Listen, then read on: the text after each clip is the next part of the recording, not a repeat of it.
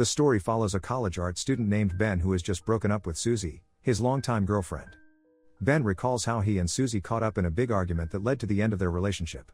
A week after their breakup, Ben still can't get over his ex, while Susie is already in a relationship with another man.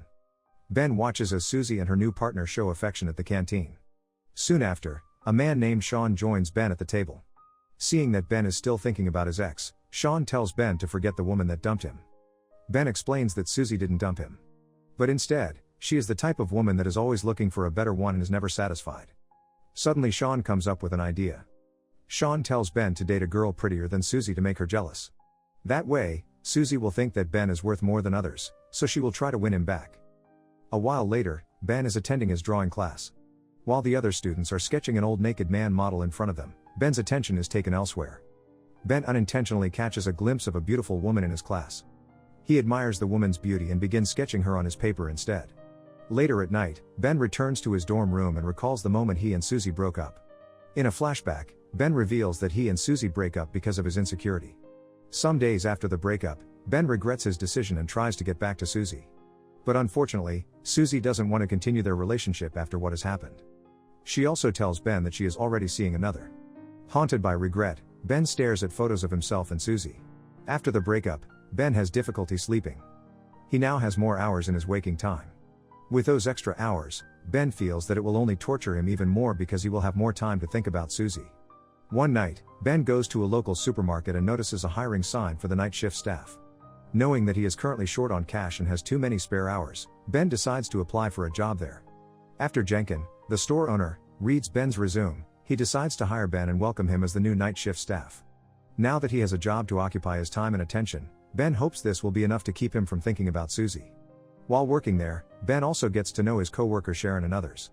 Ben learns that all night shift staff are like him, trying to trade their time and boredom for money.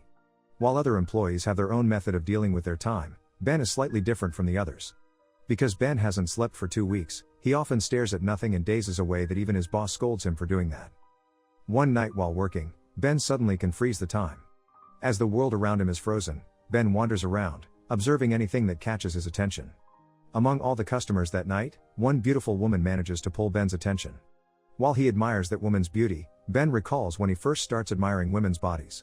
In a flashback, the young Ben starts admiring women ever since his parents usually host an international student in their home. Back in the frozen world, Ben undresses the woman from earlier and now begins sketching her body on his paper. Not stopping at just one, Ben undresses all female customers and begins drawing sketches of them as he admires their beauty. After sketching, he dresses them all again like before and restarts the time continuity by cracking his finger. One day, Sean visits Ben in his dorm room to hang out. During their conversation, Ben recalls one particular moment when he and Sean were kids. When they are alone together, Sean shows Ben some of his parents' adult magazines. Upon seeing those magazines, Ben's curiosity over women's bodies grows even more. Ben also remembers that Sean's curiosity for women also started when they were kids. Little Sean used to pay a local girl named Natalie to show her private part to him. The practice ends up being popular among local boys at that time. After working at the supermarket for quite some time, Ben starts having a crush on Sharon, his co-worker. He often stares at Sharon while working and talks to her whenever he has the chance. However, he is not the only one that is interested in Sharon as his other co-worker also likes her. Ben recalls that he used to have 3 crushes when he was young. Ben's first crush is an athlete he saw on TV, the second crush is Ben's biology teacher, and Ben's third and primary crush is a girl named Tanya. One time, Tanya was involved in an accident that caused her arm to be bandaged. When the bandage is removed, their classmate makes fun of Tanya because her hand is now covered in hair. Tanya's current circumstance saddens her, but suddenly, Ben comes to her and tells her that she is beautiful the way she is. Ben asks Tanya to be his girlfriend, and Tanya agrees to be Ben's girlfriend. One day, little Ben and Tanya meet at the back of the school building. Tanya asks Ben if he wants to kiss her, and Ben tells her that he does. However, Ben changes his mind midway and leaves Tanya on that spot. Ben tells Tanya that he will kiss her tomorrow in the same spot.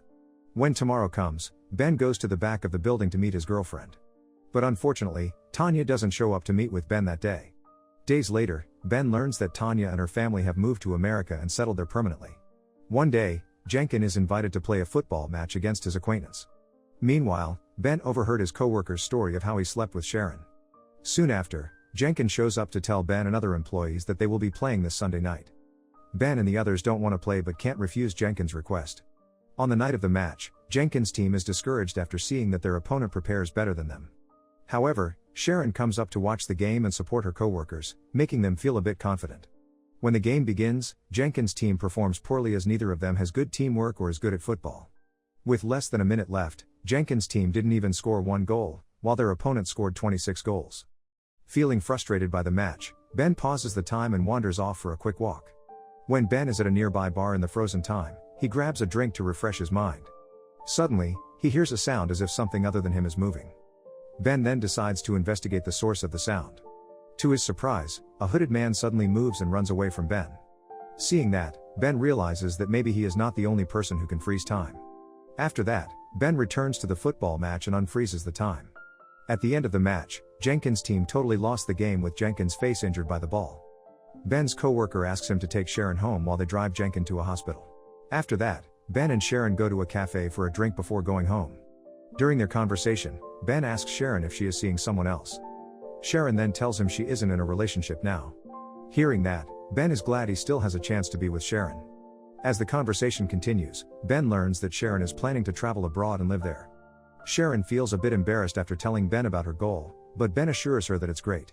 After that, Ben tells Sharon that he has always aspired to be a painter and dreams of his works being hung in a gallery one day. They continue talking for some time, admiring each other, and begin developing good chemistry between them. Afterward, Ben takes Sharon back to her home. But when he tries to kiss her goodbye, Ben awkwardly kisses Sharon's cheeks instead. Ben and Sharon's relationship began to develop romantically since then. While at work, Sharon and Ben decide to go on a date as they plan to attend Jenkins' birthday party this Saturday.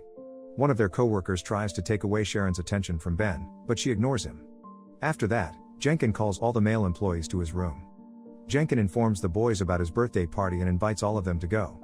To spice up the party this Saturday, Jenkins asks Ben to hire a stripper for the party. Ben has no knowledge or experience with any strippers. However, he remembers that Sean might be able to help him, so he asks for Sean's help. After telling Sean about his task, Sean agrees to help Ben, but only if he can come to the party. Ben approves Sean's request as he thinks it will not be a problem if he comes to the party. The two then go to a local strip club to hire the stripper for Jenkins' party. They ask the stripper there if she is available for a party this Saturday, but she says she is booked for that day. The stripper then informs the two that she knows someone who is quite expensive for private venues. As Sean talks with the stripper, Ben's attention drives him somewhere else as he imagines Sharon dancing in front of her. Sean pulls Ben out of his imagination by telling him they have a deal with a classy stripper that fits their budget. After 4 weeks without sleeping, Ben slowly forgets about his breakup with Susie. He now enjoys freezing time to draw Sharon's sketches and admire her beauty. Ben's feelings for Sharon grow stronger as time passes. As he admires every feature of Sharon's body, he also imagines living a wonderful life with her. The day before the party, Sharon asks if Ben could pick her up before the party, to which Ben agrees. After that, Sharon suddenly kisses Ben's lips, which greatly impacts Ben's life. After the kiss, Ben can now sleep after weeks of not sleeping at all. Ben wakes up the next afternoon to a phone call. The caller informs Ben that he is Alex from Proud Gallery and that he is interested in showing Ben's artwork in his exhibit. Ben is so happy after hearing that offer because this is one of his dreams. Alex then tells Ben to bring more of his work to him next Monday, to which Ben agrees. It is unknown to Ben that his coworkers are pranking him with a fake call. After that, Ben prepares for the party, and so does everyone else. Later that night, Ben arrives at Sharon's house to pick her up. Ben doesn't know that his coworkers have pranked him while he informs Sharon about a gallery that will exhibit his work. Sharon is glad to hear that and congratulates Ben on the great news. At the party, Ben introduces Sharon to his best friend, Sean. Unbeknownst to Ben, Susie is also attending Jenkins' party. Suddenly, Susie comes to Ben and greets him out of the blue. They exchange a few lines before Ben introduces Sharon to his ex. A while later, the stripper Ben and Sean hired arrives at the party. Everyone enjoy the show, especially Jenkins, the birthday man. However, the stripper unintentionally bumps into Sean, who recognizes her immediately. It turns out that the stripper's identity is Natalie, who Sean used to pay when he was young. Sean asks Natalie if she wants to drink with him, to which she agrees. After that, Ben goes upstairs to the toilet while Sharon waits downstairs. Jenkins comes to Sharon and asks her to sleep with him, but she refuses. Meanwhile, Ben meets Susie on his way, and the two exchange glances. Susie walks up to Ben and tells him she is sorry for everything. Susie tells Ben that she regrets not giving Ben a chance to make her happy. Downstairs, Jenkins insists on making a move on Sharon, making her uncomfortable and wanting to leave the party. As Ben refuses Susie's request to reconcile, Susie suddenly kisses him while Sharon witnesses it from below. After seeing Ben and Susie, Sharon's heart is shattered, and she immediately goes for the door. Ben pauses the time as he pushes Susie away from him and walks away. However, Ben soon realizes it is too late because Sharon already sees him and Susie kissing. Ben feels devastated by this. He knows how to stop the time, speed, and also slow it, but he doesn't have the ability to rewind the time. Ben realizes that everything that has happened is out of his control.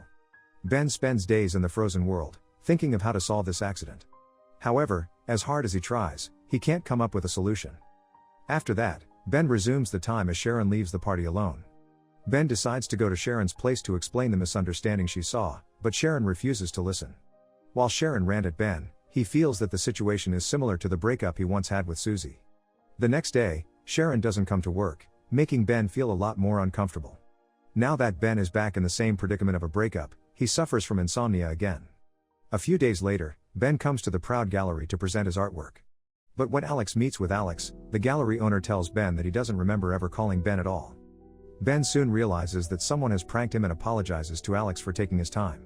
However, since Ben is already here, Alex gives Ben a chance to show him his artwork. Upon seeing Ben's work, Alex is impressed by it and asks Ben to bring him more. After that, Alex tells Ben that he agrees to show Ben's artwork in his gallery. Now that Ben's dream is truly about to come, he sends Sharon an invitation to the gallery exhibition. At the exhibition, many art enthusiasts enjoyed Ben's works and offered to show his works at their gallery. Soon after, Sharon decides to go to the exhibit and witnesses that all of Ben's artworks are her portraits. Sharon congratulates Ben on his success. She also realizes that Ben is deeply in love with her from all his artworks. Sharon informs Ben that she is now working in a travel agency, which explains why she doesn't come to work at the supermarket anymore. Ben also congratulates Sharon now that they are one step closer to their dreams. In the end, Ben apologizes for the party incident, and Sharon accepts his apology. As the snow is falling outside, Ben kisses Sharon's lips. The time around them freezes, but Sharon suddenly can move inside the frozen world. Ben has just shared his ability with Sharon from their kiss. The two then walk out of the door arm in arm and embraces each in the frozen world. Ben learns not to get stuck in the past and keeps moving forward in his life. Even with the ability to stop time, Ben doesn't stop living his life and instead keeps pursuing his love and dreams. What would you do if you could pause the time? Write your comment down below. Subscribe to watch more videos like this, turn on notifications, and leave a like and comment to help the channel. Thank you for watching, and see you next time.